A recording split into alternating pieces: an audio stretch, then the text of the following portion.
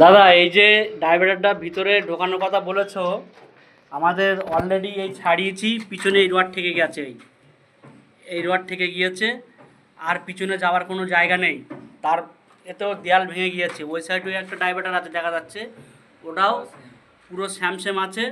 আমরা pipe line clear করে ভিতরে ঢোকাতে পারবো, ঢোকাচ্ছি, কিন্তু আমাদের ডাইভারটারেই আটকে যাচ্ছে। এই যে ডাইভারটারে আটকে যাচ্ছে এই রটে, যার কারণে আমরা পিছনে নিয়ে যেতে পারছি না, দেয়াল ভেঙে যাচ্ছে। আর যদি আমরা এটা হাইট করি, তাহলে 50 ইঞ্চিতে আমাদের হাইটে চলে যাচ্ছে। এই 50 ইঞ্চিতে হাইটে উঠবে, তারপর রড ছাড়া আমাদের ডাইভারটার ঢুকে যাবে।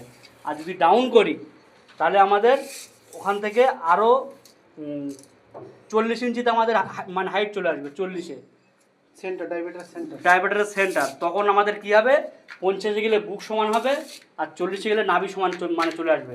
তাতে খারাপ দেখাবে বিষয়টা। আর এই দেয়াল ভেঙে পড়ে যাচ্ছে, কি করব বলো।